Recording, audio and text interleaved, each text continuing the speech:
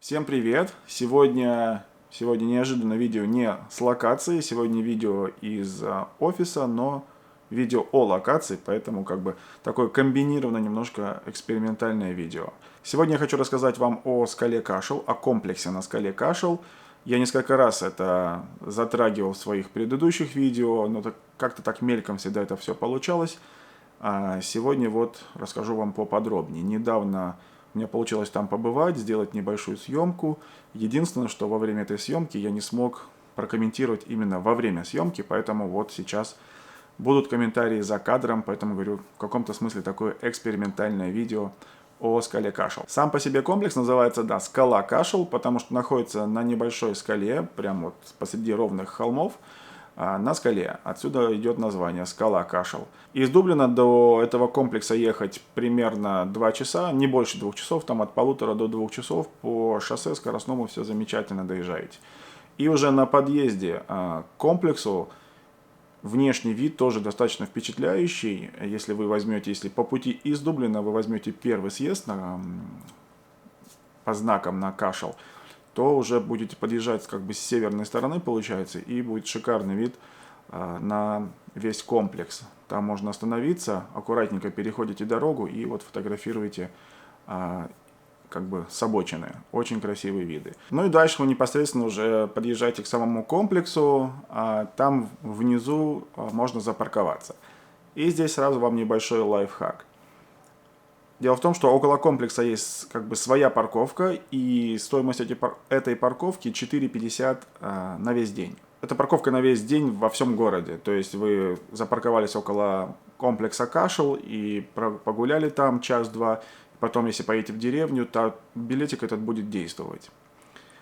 Если вы не собираетесь проводить столько времени на комплексе, то можно запарковаться здесь же по соседству, около домиков, на улице фактически, но на специальной разметке. Это будет стоить всего-навсего 1 евро в час, поэтому ну, вот как бы такая небольшая экономия.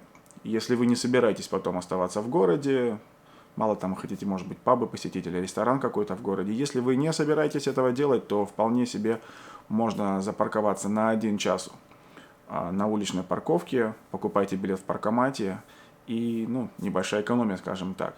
И по моему опыту 1 часа, в принципе, для Кашела должно хватить, но там уже с небольшими нюансами, о которых я сейчас вам как раз и расскажу. Далее уже сам непосредственно комплекс. Во-первых, да, у нас есть часы работы, поэтому корректируйте свое время пребывания там, и вход в комплекс платный. Вариантов билетов есть 2. 8 евро стоит билет, если это просто входите и гуляете по комплексу сами самостоятельно. Либо можно за 3 дополнительных евро еще посетить и часовню Кормака. Посещение часовни только в определенные часы и только с местным гидом. Также на территории проводятся экскурсии местными гидами в определенные часы. При покупке билетов вам об этом скажут, в какой час будет следующая экскурсия. Она также включена в стоимость билета. Но единственное, что там будет на английском языке. Вы не обязаны примыкать к этой экскурсии. Это все, говорится, на ваше усмотрение. Вполне себе можете сами там все это гулять, смотреть, изучать. История богатейшая. Это место издревле было местом восседания, скажем так, коронации королей Мунстера. Там же на этой скале короновался и Брайан Бору, который был изначально королем Мунстера, а впоследствии стал верховным королем Ирландии, которого уже короновали на холме Тара.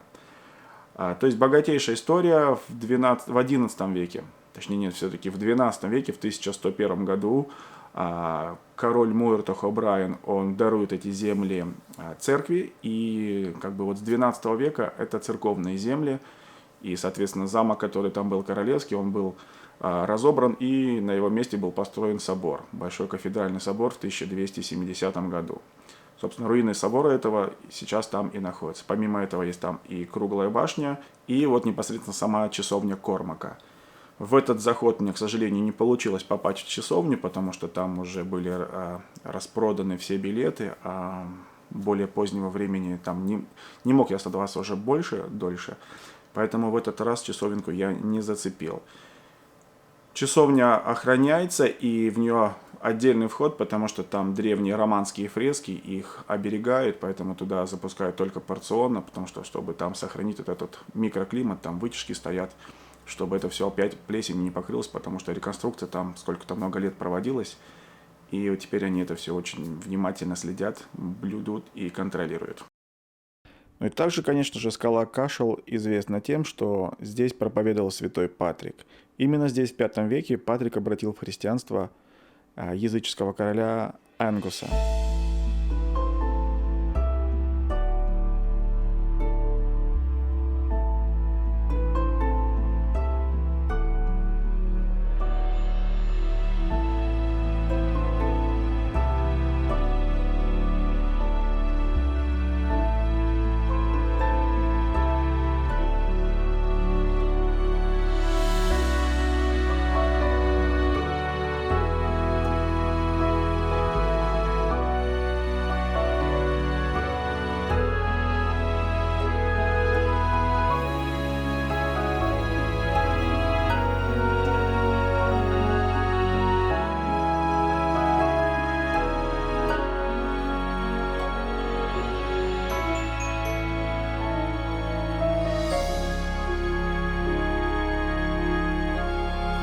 Вот такое видео я хотел вам рассказать про Кашел, просто такое коротенькое информационное видео о том, что можно это посетить, как это посетить.